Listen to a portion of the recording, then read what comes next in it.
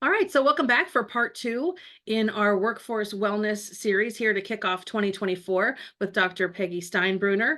I'm going to just turn it right over to her because we got a lot of information about her background and stuff yesterday, and I know we're all really excited to jump into the innovative interventions today. So, Dr. Steinbruner, it's all yours. Thank you. Thank you all for being with us today, especially on this snowy day. Hope you're all safe and warm wherever you are. I wanted to do a little bit of a recap, and also I looked at my notes afterward yesterday and just wanted to touch on a couple of things that I did not remember when I was trying to work off my memory alone. My experiential exercise and stress management today includes the fact that I am working from home. So I have a child in the house, and I think otherwise should be, other than my background and the potential for a child interruption, should be otherwise fairly streamless. Seamless. Sorry. Okay, so yesterday we talked about, someone had a question, first of all, about compassion fatigue. And I think some of the things that I'm going to talk about today are going to touch a little bit more about on those, in that general frame. But specifically, when we think about compassion fatigue and when we think about stress management in general, so this is kind of applicable to the topics from yesterday and today, I think it's important to remember that the only thing that we can truly control and influence greatly is our own thoughts, the way we interact with our own thoughts, and our own actions or behavior now. So when you're stressed about something, we tend to get like a little bit of either racing thoughts or tunnel vision on something. And to the degree you can, and I think some of the interventions that we talk about today will help hone this, but focus on what you can do or the way you can interact with your thoughts in this moment. And that might include, sitting down and scheduling a time to problem solve later. Or maybe you can sit down and problem solve in the now. But always focusing on the fact that our control and influence, most direct influence, is over our own thoughts and our own behavior now. We can't do anything other than what we can do now. I also, I'm guessing a lot of you would have maybe seen this in your internet perusings, but there is a YouTube video about how the big things need to be prioritized in your life. Otherwise, you get filled up with a lot of little things. So there's a professor standing at the front of his class, and he fills a glass jar with golf balls. And he asks the class, is it full? They say yes. Then he puts, I want to say, pebbles in it. He says, now is it full? They say yes. Then he can put sand in it, and then he can put coffee in it.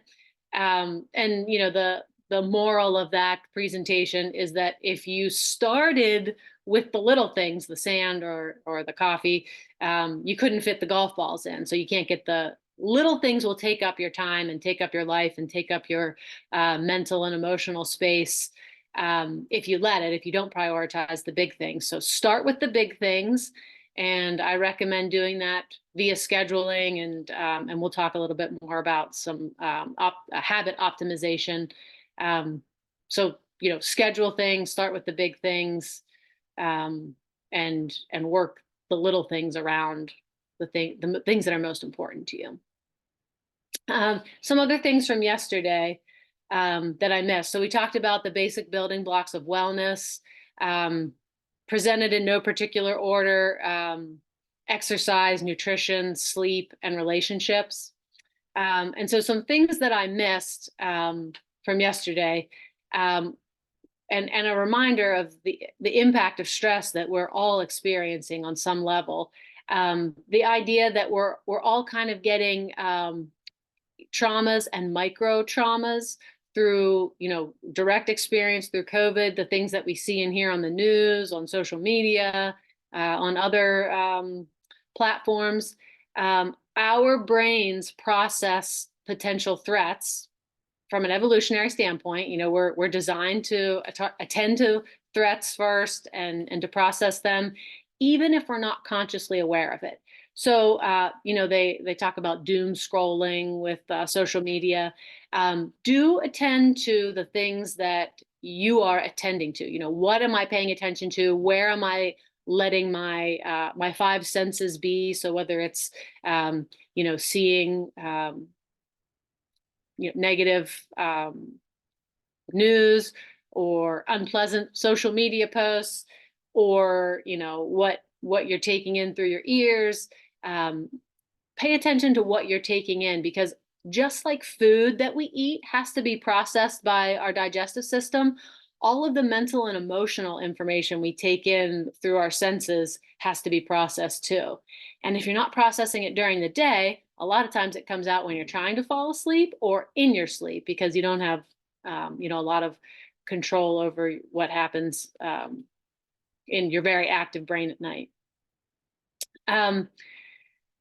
The idea that social media algorithms and internet algorithms are, they kind of use the dark side of psychology, unfortunately, to make the doom scrolling or the checking notifications addictive. So I've heard the algorithms be referenced as like a drug dealer, except that they're much more sophisticated. And they're tracking all your movement, and they know where you are and what will get your attention. So I heard it said that if you were trying to get rid, like not be influenced by a drug dealer in your neighborhood, you'd either kick them out or move. So you can do those things with any kind of negative media that's causing you problems. In terms of exercise, there's a saying in trauma work that the body keeps score. So it is really important, I think, to have some kind of physical movement in your stress management program, and just kind of philosophy and practices. It's great, we talked about just having kind of trying to reduce the sedentary nature of your life, kind of in your daily living, and that can be like parking at the back of the parking lot at Walmart, or taking the steps, or having having an exercise routine. But any kind of moving can be helpful. Like if you're, a therapist, for example, just actually getting up from your desk and, stretching in between sessions. And we'll talk a little bit more about those kind of movement interventions today. In terms of nutrition, I did not talk about this, I don't think, yesterday, but you can take the add the good or the remove the bad strategy. So if you're just taking any small steps toward improving your nutrition, if it's easier for you to add something healthy, like have a salad before you eat, or have a piece of fruit before you start your meal, or drink a glass of water before you have your first coffee, you can add something. Or you can take something that's really unhelpful away. So if you have 2 sodas a day, you can have 1 soda a day. You can take either approach to just start moving yourself in a wellness oriented dietary regimen. And then relationships. So social engagement is a primal need. We have evolved to be social creatures. Again, you don't have to be necessarily an extrovert. You can be an introvert with, a few quality relationships. This is something that is in our DNA. It's evolved, and it's carried with us over many, many, many years of evolution and progression. And our goal in connecting and having quality relations is interdependency. So we're not designed to be fully independent. We're more successful together. And but our goal should be an interdependency. Like we can stand on our own, but sharing time and space with another person adds to our life. And we're all kind of parts of a whole. If you look at society, you can see that, or even like a military kind of microcosm. of society at large. We need all the roles and people doing all the roles, and we need to just show up and do our part. And so hopefully that's a target or an ideal in your relationships as well. Okay, so today we're going to talk about what I consider some kind of innovative interventions. So let's see. Okay, so I want to talk about like a kind of a realm of wellness, spiritual wellness, and finding meaning in the things that you're doing and in your work. Some polyvagal, self-regulation type exercising, and then optimizing habits. And it is also my goal today to wrap up 12:30, 12:40 so that we have time to address your specific questions. Okay, so what do I mean when I say spiritual wellness and meaning? So especially, I'm going to kind of focus especially on the workplace in this realm.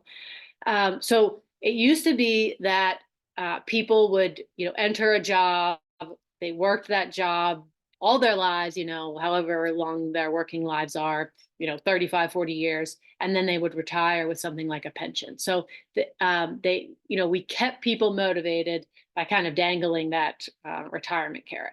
But that is not the case anymore. And I've heard some statistics. I want to say maybe in 2020, 2021, there's only about 10% of businesses that offered like a true pension anymore. So people are not staying in jobs long term because they have this retirement carrot kind of dangling anymore. And so I think, that has kind of phased out over recent decades.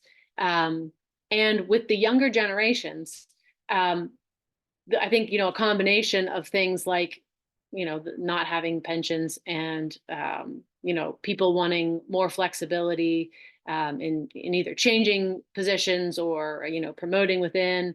And then I think, part of this is residuals of COVID also, that younger generations are looking specifically for meaning in their work when they're choosing their career fields, when they're choosing which company to go with.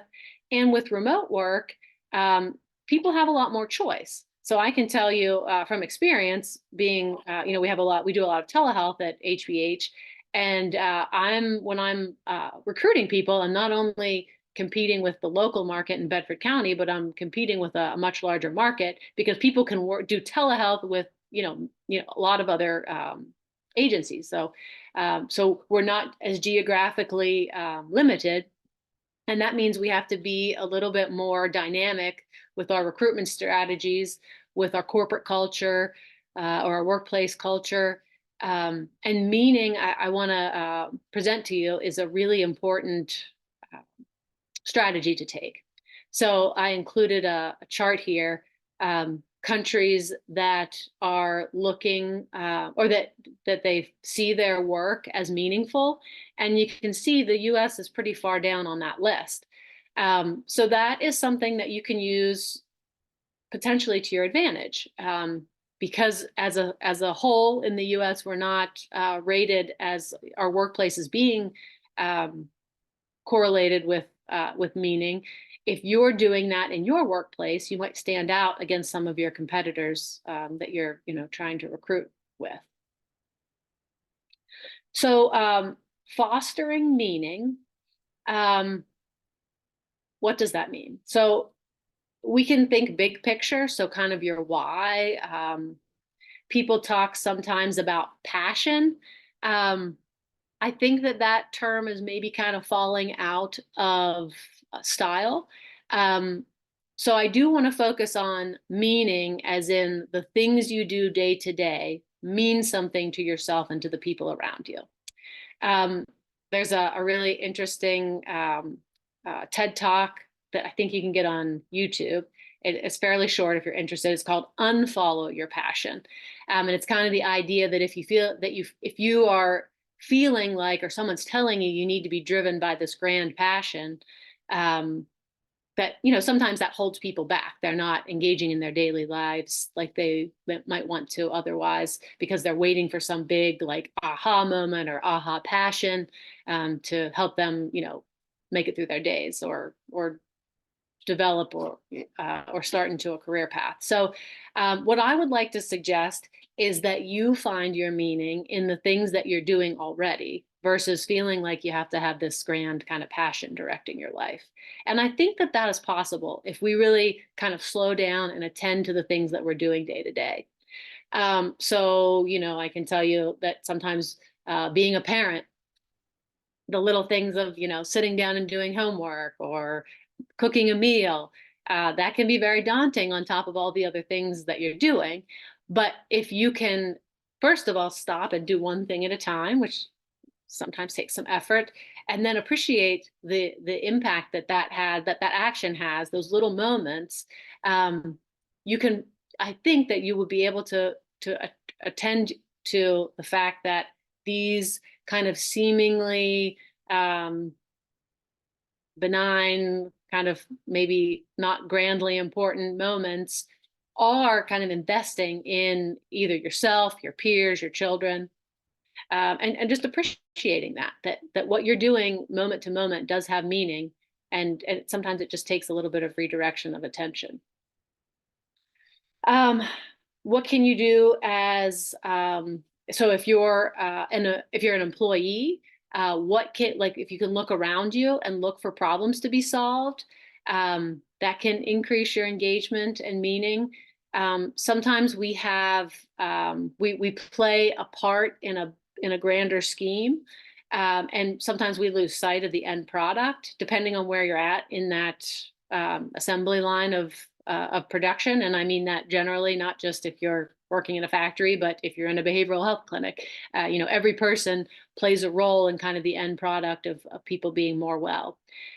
So if you have the opportunity to either seek out that end product, or if you're an employer or supervisor, making sure that the people on your team can see the end product. So giving them the opportunity for that. And that can be, sharing successes in meetings, if you're doing any kind of data collection or, feedback systems with patients or staff, giving that feedback publicly within your team so that they know what the end goals, the successes are, and that they can celebrate that with you, even if they can't maybe see the end product in whatever position they hold.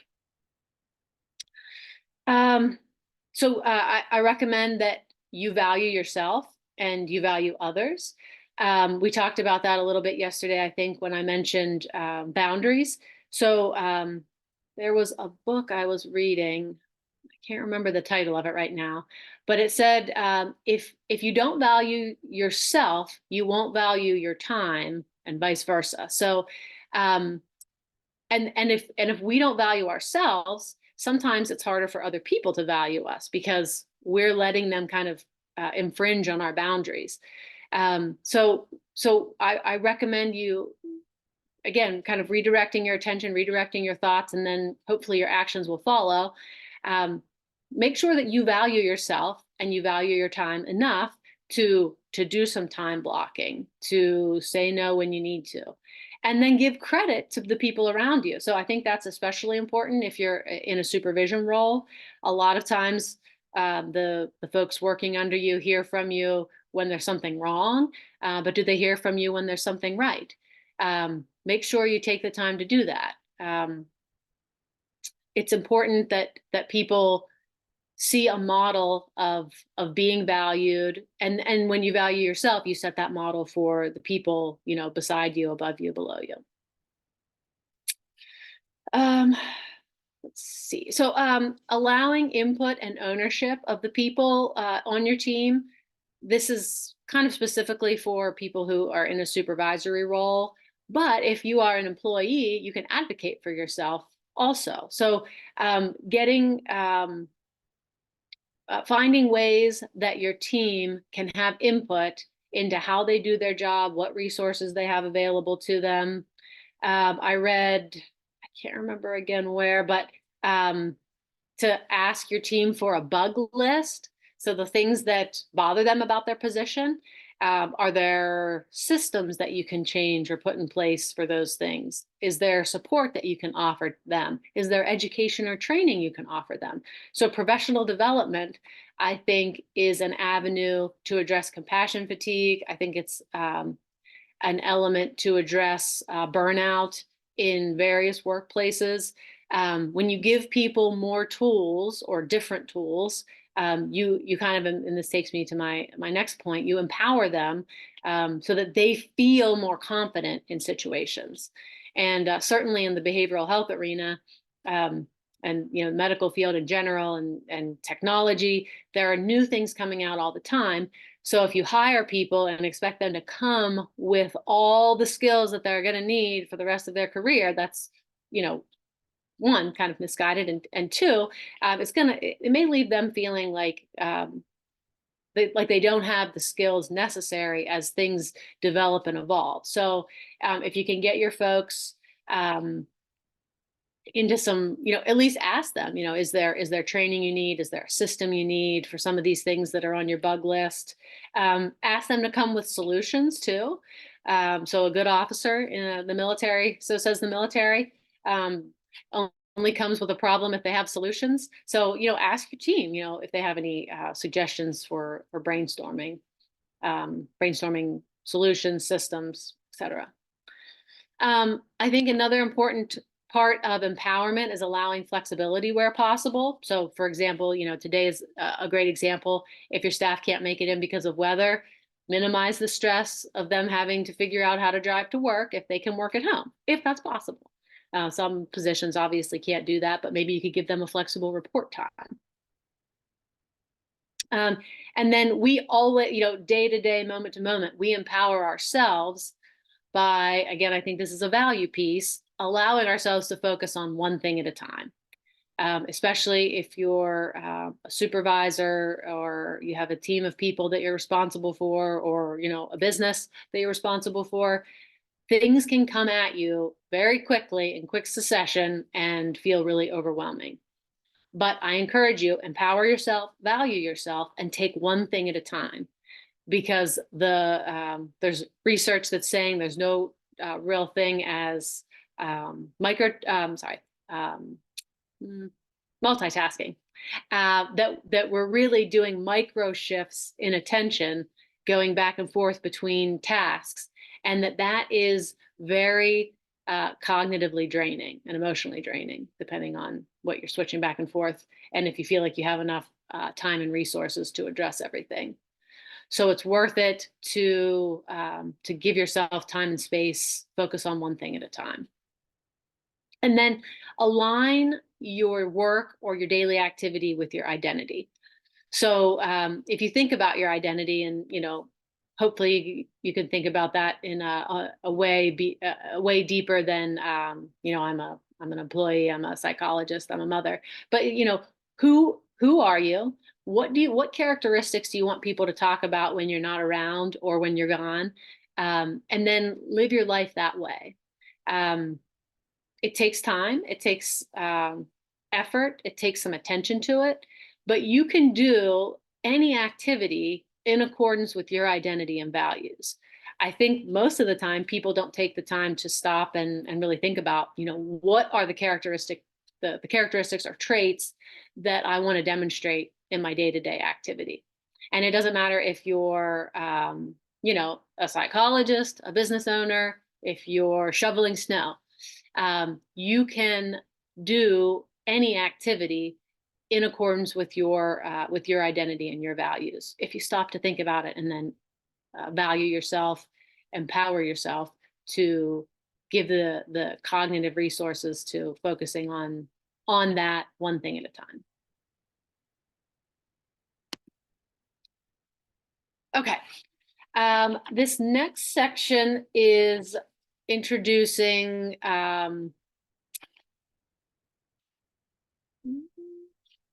some of the activities that you can use for self-regulating. So I talked a good bit about attention and mindfulness.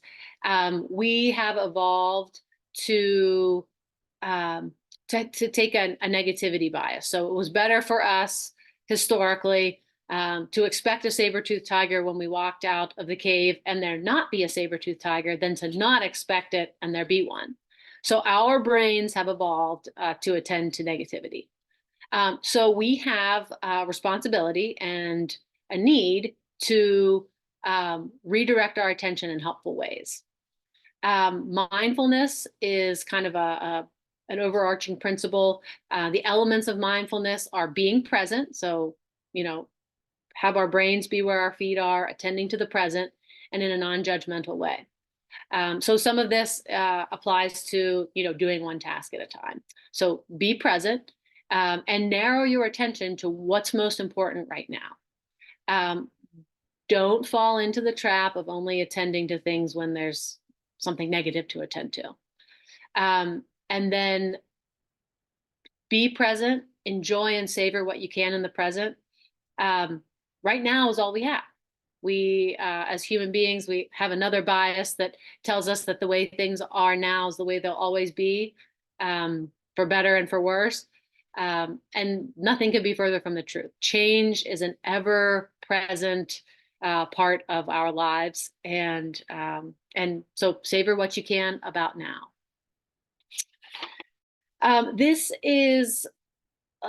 So attention and mindfulness practice is a useful strategy in self-regulation. But I want to talk a little bit specifically about, I don't seem to have my polyvagal slides. Okay, so I'm just going to talk about polyvagal in case I might not have the slide. So polyvagal theory is the impact of the vagus nerve on our activation. So this is kind of behavioral oriented. So you have to remember to use the exercises. But if we can find a way to stimulate the vagus nerve, which starts in the base of our kind of spine, base of our head, down the back of our head and spine, and it extends down to where our diaphragm can activate it. So breathing exercises and regulating our physiology, through breathing exercises is very important. So we don't have control over, unfortunately, our autonomic nervous system, which is the stress response. So when I talked yesterday about being stuck in a stress reaction or a stress response, this is the system I'm talking about, the autonomic system.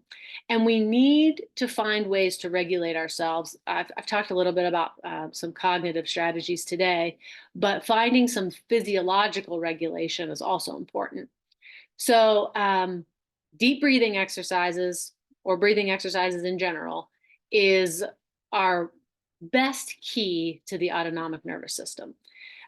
If you can do some breathing exercises, it helps kind of redirect your attention and thinking on one hand, but it also can address most directly our physiology, that uncomfortable sense of angst in our body when we're feeling stressed. I'm feeling that a little bit right now because I can't find my polyvagal slide.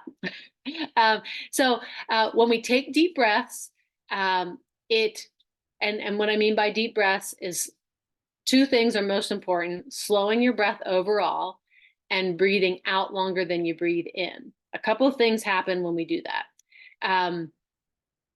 Our physiological reactivity slows down when our breathing slows down, and breathing out is the part of breathing where we relax. If you remember back in the day, when people were breathing into paper bags in movies, or I don't know if you saw that in real life, when people were having panic attacks, they breathe into paper bags.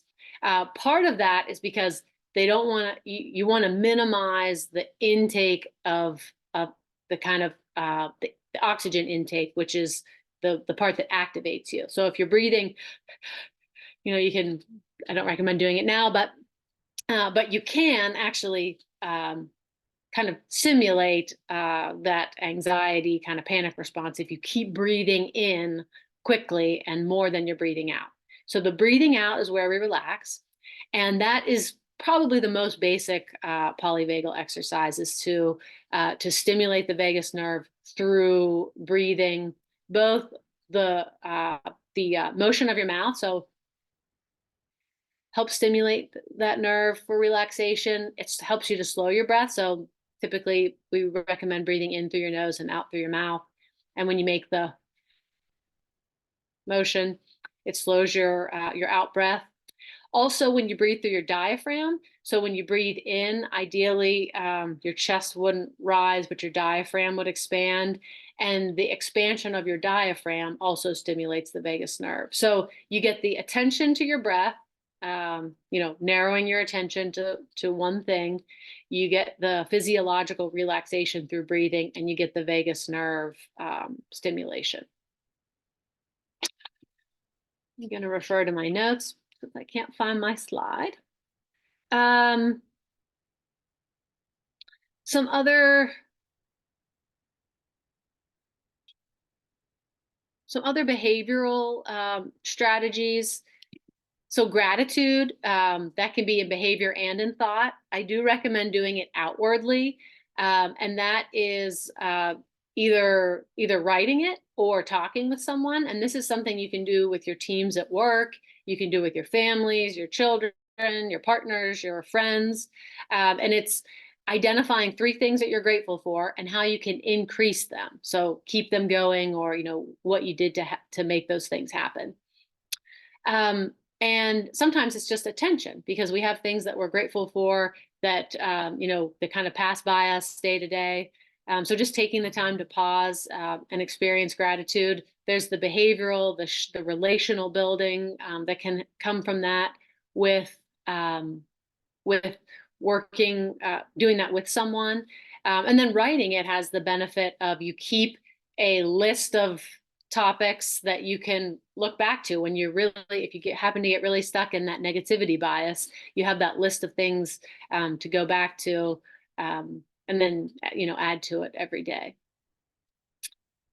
So this kind of pause, this kind of redirecting our thoughts in helpful ways can also be an exercise in, the savoring of mindfulness. Progressive muscle relaxation. This again is something that can vary, based on your settings. You could do it in your office. And I do recommend doing some kind of cleansing, letting go, especially if you're in the helping profession, in between sessions, or at least periodically through the day. So breathing, you can do that. I've probably engaged in a little bit of breathing practice through the course of the presentation today. So these are things that you can do, while you're working, or you can take short breaks in your day. But progressive muscle relaxation is kind of based in the theory that sometimes we're so tense, and I think this is especially true in the United States, that we are so accustomed to being tense and stressed that we don't know what it's like to be relaxed. So this practice is tensing and holding by muscle group. So intentionally tensing and then releasing. And when you do it by muscle group, you focus on one muscle group at a time. And that's just kind of location based. So you can, start in your feet, your legs, your core, your arms, and then you release. And so it helps us to, bring attention to the present. You could add some breathing exercises in this. It's very good to help with sleep onset, because a lot of times the thing that's keeping us awake is our minds racing. And so if we can focus our attention to something non-stimulating, like muscle relaxation or breathing, that can usually help to bring your mind to a place where it will allow sleep to happen. There are a lot of resources online for progressive muscle relaxation. You can do it yourself, but sometimes it helps as you're getting into the practice to have a guide to get used to the practice, and to keep your attention on what you want to keep your attention on, which is the relaxation. And then grounding. So there's a way you can do grounding right here, right now, and that's the kind of steps here. So it's pausing to notice what you're thinking. and feeling, slowing down to bring your attention into your body, and then you can actually just push your feet into the floor. So you're connecting yourself with where you are right now. And this can be kind of an impetus to mindfulness, breathing, progressive muscle relaxation, or it can be an intervention on its own. And you can do that now when you're in the office. But I also recommend doing things like um, what they call earthing. So that's putting your bare feet on the ground. I would not recommend that today because of the snow. But if you can connect yourself with the earth, there are some studies that suggest that it helps some health and mental emotional factors by connecting yourself with the earth. And so this also is kind of rooted in evolutionary theory. Our bodies and brains evolved thousands and thousands of years ago when we did not have shoes and we didn't have buildings. So getting connected to the earth, both in an energy and just the kind of a practical logistical standpoint. I've also heard that therapists use that as kind of a letting go of the day. So and there are some other practices that people use that are along these lines of grounding, letting go. So some people wash their hands in between sessions, or some people, do the kind of stand up stretch and kind of shake it off. I do really recommend engaging some kind of behavioral activity in your stress management process, and the kind of the physical letting go of things, in addition to some of the cognitive stuff that we've talked about. The last topic I'm going to cover today is just kind of a brief overview of optimizing habits. So if I could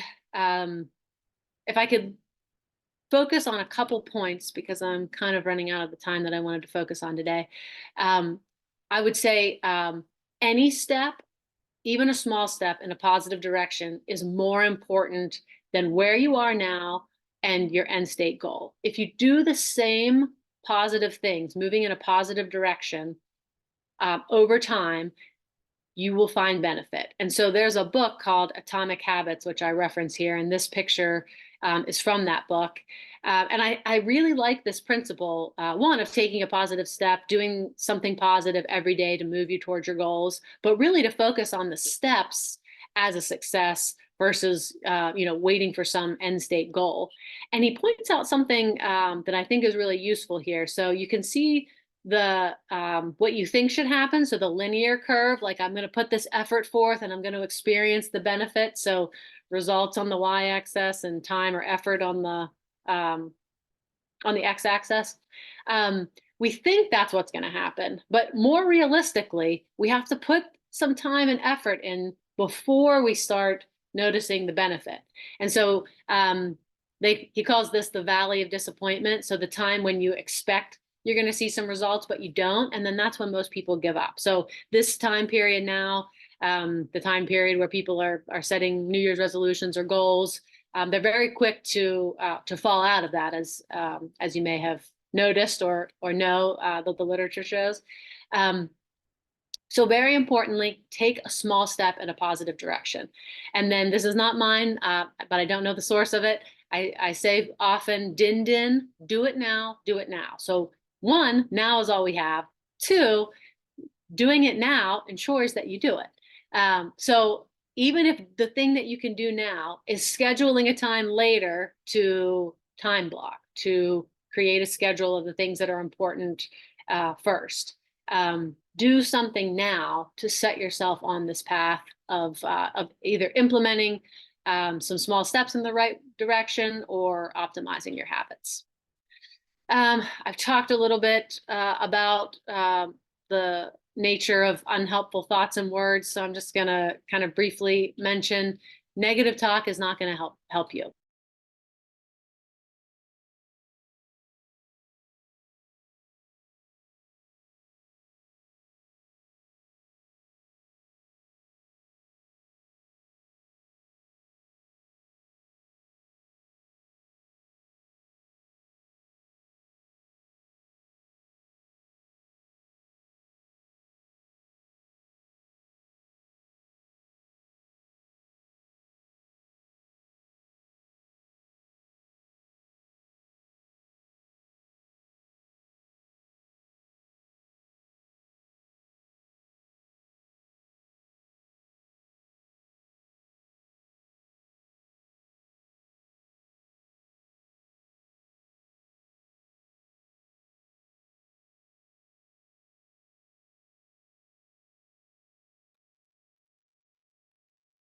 I apologize. I think we lost Dr. Steinbruner. Her internet might have been unstable for a second there. I'm going to give it a second, see if she pops back on.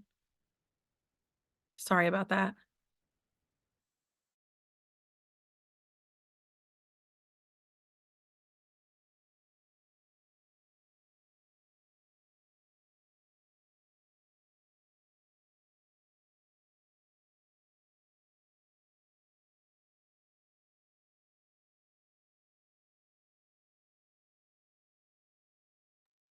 Here she comes.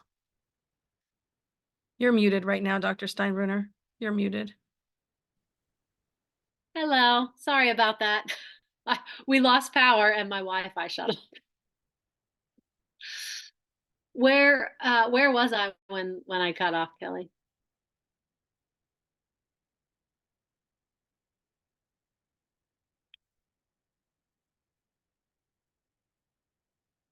Hello?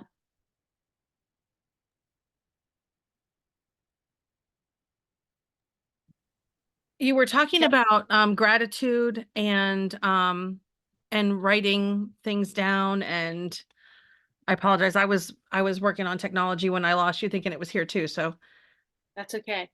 So that seems like it was a bit, can I flip through my slides and yeah, see? you could actually share your screen again if you want to. Okay, I will.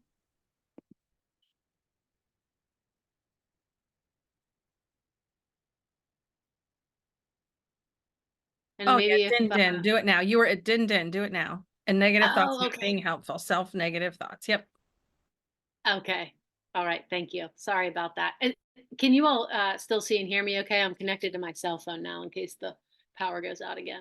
Yeah, I think you're good. Okay, great. All right. Um, I believe I mentioned Din Din in terms of twofold. One, all we have is now, and two, um, doing it sooner is more of a guarantee that you will do it. And that can mean even scheduling a time to sit down and set goals, set your intention, um, do a schedule. So even if you can't do it now because you're participating in a stress management presentation, uh, make a note, put it on your calendar to do it at a certain time, and then stick to that. Um, I'm a huge proponent of time blocking. The important part of that being you have to do the time blocking and then you have to stick to it, which I have found to be the most difficult. But with effort and setting your intention, I believe that we can all do it. Very important. I've talked about this in a couple different ways, but as a reminder, negative thoughts are not going to help you. So if you're being hard on yourself and the people around you, try to redirect your words and your thoughts. You are the person you hear from most, so let your words and thoughts be helpful, be moving you in a positive direction, be approaching and moving toward the things that you want in your life. And I will quickly just share some concluding thoughts because of our technology delay. Balance, I truly think, is the spice of life. Few of us can do the things that we love or really want to do, or even that are really good for us all the time. So do what you can do in the context of where you are now. Balance the fundamentals, the things that we've talked about today, the things that align with your own values. Um, Find your why and the meaning in the things that you're doing. I promise that it's there. Find ways to decompress, self-regulate, regulate yourself after stress, after a tough day, a tough session. Work in these little movement principles and attention cognitive principles to give yourself one, peace. You deserve it, but also, to be useful to the people around you, whether that's in your workplace, your family, your friend group. Um, do what you can now, where you are with what you have, and then keep doing that.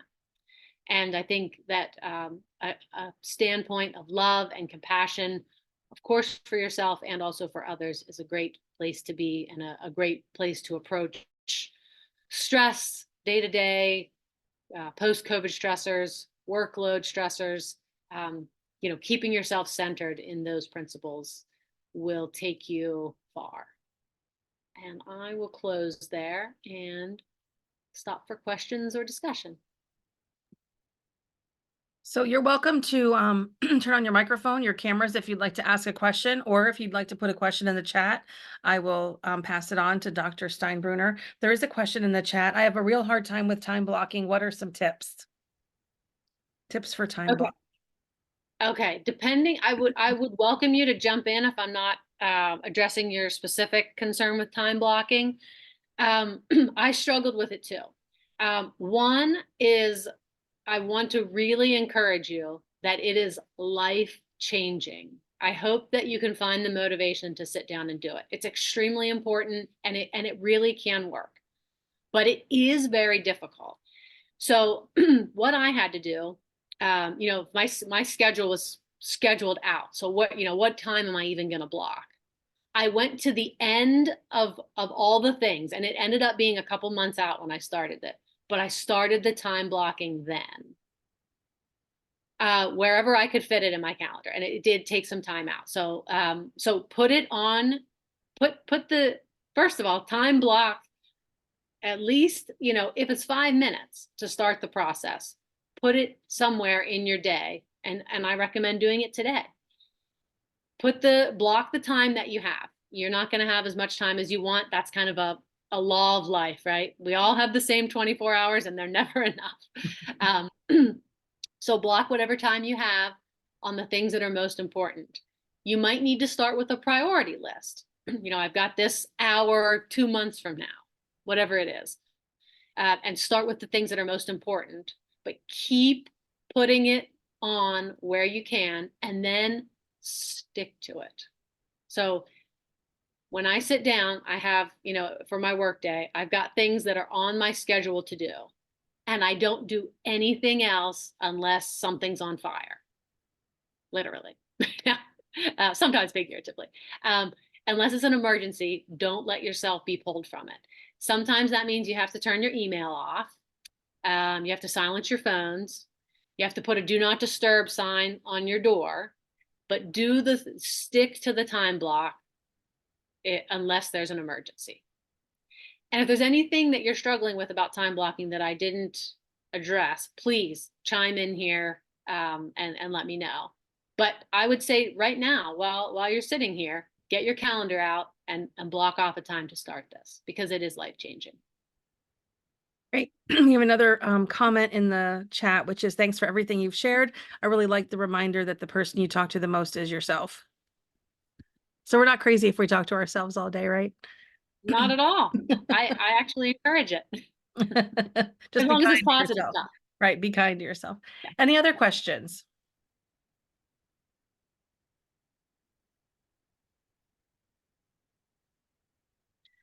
I would just ask everybody who's on the call if you have any topics that you would like to see us follow up on, or ask Dr. Steinbruner back to go into in more depth, or look for other member experts in our area. We'd be more than happy to continue this series. If anybody has some suggestions of things you'd like to hear about, we'd be more than happy to continue to do this and bring you more mental and health and wellness content. I truly think you can't talk about this enough. And so there's so many tools out there that it would be great to have people talk It's about. interesting you say on time blocking, because I don't do enough time blocking. I have one of my past board chairs. She actually time blocks her entire calendar color coded, and she suggested that to me, but I ran out of colors of all the different things that I had to put on. But one thing I did start doing was I block out like 2 hours every week on Friday to like clean your desk and get ready for the following week, so you don't come in the following week feeling like totally overwhelmed. It doesn't always work out to do it, but I have that, I don't take appointments for about 2 hours on Friday afternoons to try to wrap up the week. Yep. And then you have to stick to that. Yep. That was my one baby step. Okay. And I would encourage too time blocking for email. If you're, yeah, that's a good I idea. think most people get a lot of emails now. They're coming at us all the time, but having, dedicated time for email if possible. I think too that And you then should do some time blocking to take things out, like take like where you don't have to be on a phone or where you don't have to be connected to technology. absolutely, if you can time block like a walk, Hmm. go outside and ground or earth, yeah, watch birds. Yep, Yeah, that's exactly. Watch birds. those That's are and those are some of the big things that we have to schedule first. yeah, that's true. Another comment, thank you so much for this presentation. It was wonderful and helpful. So good Sure, job. my pleasure. Anybody else questions, comments? I think everyone on this call has my email address. If you have any suggestions for future programming, we'd be happy to do our best to bring that to you. And I don't think anyone will complain about being done a little bit early. Oh, here we go. In light of the ongoing tragic situation last week, do you think there might be a way we could bring some of this stress management to the staff at the Bedford County Humane Society? Uh, Yeah, I'm sure that they could use some stress management right now. I'd be happy to absolutely, reach yeah, out to them. I can share these two presentations with them. That would help yes, them. please. So for sure. Yes, please. And I'll get our clinic staff wellness um, link to you, Kelly. Yep. Some of that would be helpful. Yep, I will get links out to yesterday's program, today's program, the slides and the list of resources. If not, it probably won't be today because we're getting ready for a big board meeting, but I'll try to get it out by Friday. Okay? Everyone says thank you very much. Thank you Thank you, all. Dr. Steinbruner. Thank you for joining us from your home. Sure, no problem. Elsa, we said hello. Yes, and she was great. I have to She was great. Yep. All right. Have a good day. Bye, everybody. thank you too. Bye bye.